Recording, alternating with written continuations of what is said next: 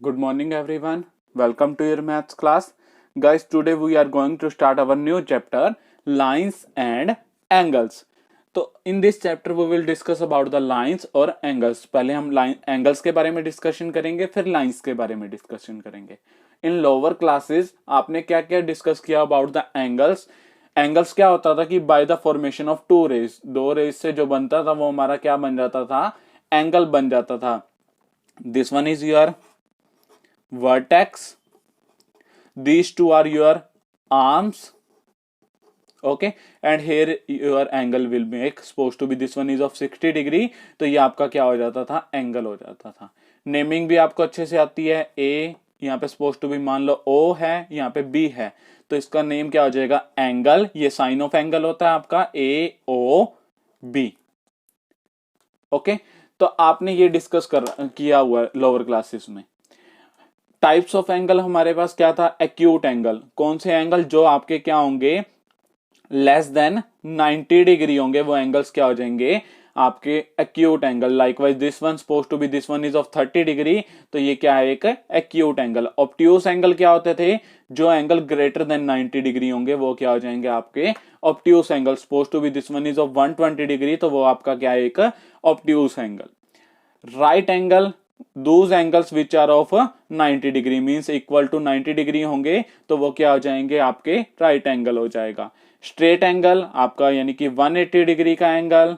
And reflex angle आपका कौन सा होता था, reflex angle is of greater than 180, तो वो आपका क्या हो जाएगा, reflex angle. This one is that कि suppose to be this one is of 270 degree, तो वो आपका क्या हो जाएगा, एक रिफ्लेक्स एंगल होगा. These are the type of the angles. ये आपने लोअर क्लासेस में डिस्कशन की हुई है. अब हम क्या पढ़ेंगे, रिलेटेड एंगल्स. रिलेटेड एंगल्स मतलब आपस में रिलेट करने वाले, तो उसके अंदर कुछ बेसिक टाइप्स हैं. First one is complementary angles. ठीक है, complementary angles are those angles जिनका सम क्या होता है, suppose to be angle A plus angle B. Those two angles जिनका सम क्या हो 90 डिग्री, वो आपस में क्या होंगे, कॉम्प्लीमेंट्री होंगे. Suppose to be this one is of 40 degree and this one is of 50 degree, तो इन दोनों का सम क्या आ रहा है, 90 डिग्री, तो ये क्या हो जाएंगे, आपके कॉम्प्लीमेंट्री एंगल्स हो जाएंगे. ओके, और सपोज टू भी आपको एक एंगल दिया हुआ है, angle this one is of 30 degree, तो आपको इसका कॉम्प्लीमेंट्री एंगल फाइंड आउट करना है कि क्या होगा. तो आपने जस्ट क्या करना है कि 90 माइनस 30, यानी कि 90 में से माइनस कर दो, 60 डिग्री आ जाएगा. तो 30 डिग्री का कॉम्प्लीमेंट्री एंगल क्या है, आपका 60 डिग्री है. एक तो ये है कि आपको कॉम्प्लीमेंट्री एंगल फाइंड आउट करना आ सकता है.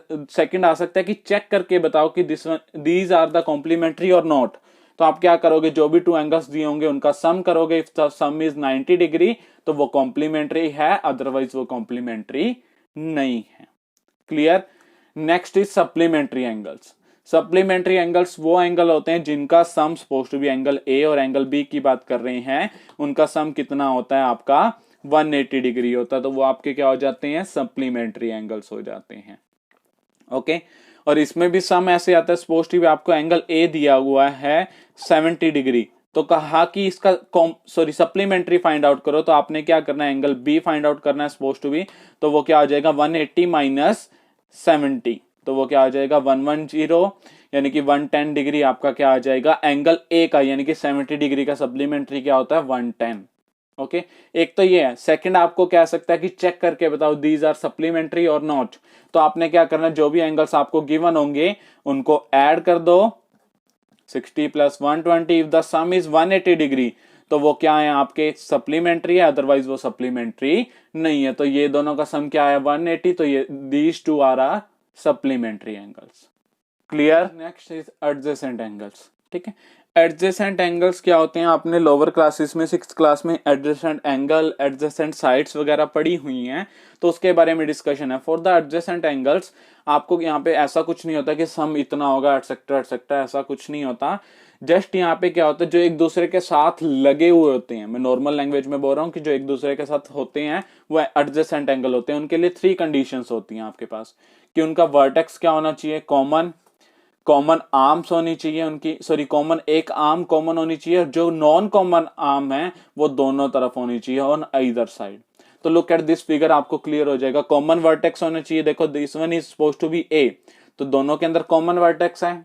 ओके, और एक कॉमन आर्म होनी चाहिए, दिस वन ए से बी, ये मैं नेम दे देता हूं, ए से बी वाली आर्म दोनों एंगल्स के बीच में है, दिस एंगल 1 और एंगल 2 के बीच में भी है।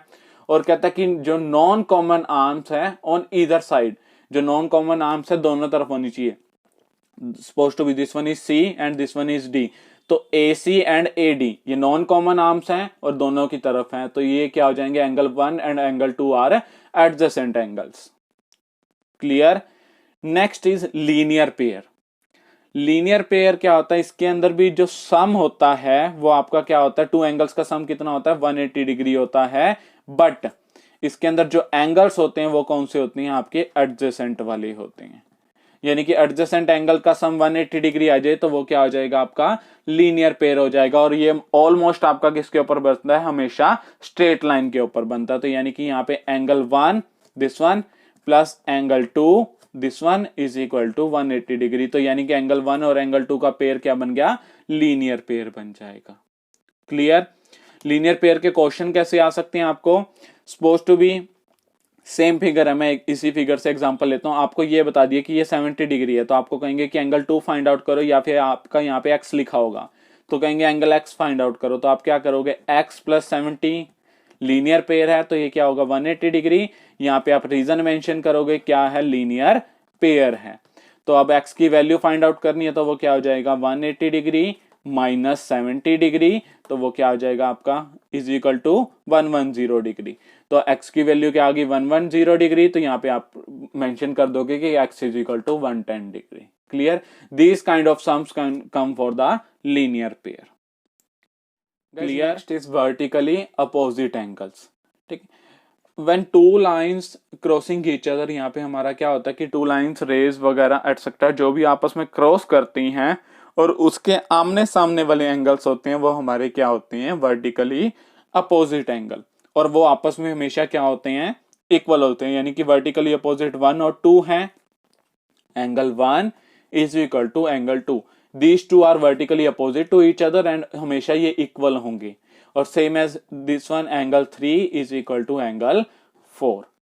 और इसके क्वेश्चन कैसे आते हैं, सपोज टू भी आपको फिगर दी होगी, यहाँ पे आपको बता दिए कि ये 70 डिग्री है, तो आपको कहेंगे कि ये वाला एंगल फाइंड आउट करो, तो these two are equal to each other, तो आपका ये भी क्या हो जाएगा, 70 डिग्री हो जाएगा। और आप रीजन क्या दोगे, ब्रैकेट में लिख दोगे कि वर्टिकली अपोजिट एंगल्स। गाइस ये जो रीजंस होते हैं इन योर सम्स मेंशन करने जरूरी हैं, जो अगर ये मेंशन नहीं करोगे तो प्रॉब्लम्स क्रिएट हो जाएंगी कि रीजन क्या था इसको ऐसा लिखने का।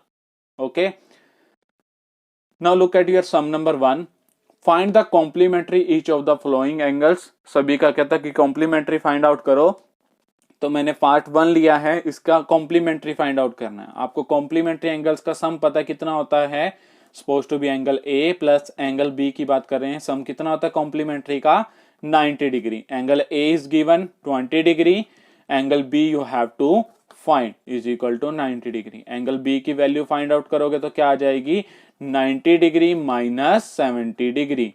और यहाँ पे एक रीजन मेंशन कर देना कि कॉम्प्लीमेंट्री एंगल्स है तो उनका सम कितना होता है, 180 डिग्री। तो एंगल बी कितना आ गया आपका 20 डिग्री यहाँ पे था, तो 90 माइनस 20 क्या आ जाएगा आपका 70 डिग्री। यानी कि इसका कॉम्प्लीमेंट्री एंगल कितना होगा आपका 70 डिग्री होगा। Clear. Now look at your example number 1, कहता है कि आपको एक फिगर दे रखी है और उसको आइडेंटिफाई करना है और सब कुछ फाइंड आउट करना है। फर्स्ट पार्ट में कहता है find 5 pairs of adjacent angles. Adjacent angles के क्या करने हैं, 5 पेयर फाइंड आउट करने हैं। एडजेसेंट एंगल्स की कंडीशन क्या थी, वर्टेक्स सेम होना चाहिए, एक कॉमन आर्म होनी चाहिए और 2 नॉन कॉमन आर्म्स होनी चाहिए। देखो 1 और 2, 1 एंड 2, एक पेयर तो ये हो गया एंगल 1 एंड एंगल 2। मैं नेमिंग यहाँ पे नहीं मेंशन कर रहा, आप कर सकते हैं। एंगल 1 की नेमिंग क्या हो जाएगी, angle EOC and angle COB। Second pair क्या हो जाएगा आपका, दिस वन। यहाँ पे देखो these two are the non common arms, दोनों तरफ है, this one is common arms और वर्टेक्स आपका क्या है, O है। तो एंगल 2 एंड एंगल 3, इसका नेमिंग आप मेंशन कर सकते हो। एंड एक पेयर ये हो जाएगा 3 and 4, I am writing here angle 3 and angle 4। एक पेयर आपका यहां हो जाएगा एंगल 4 एंड 5।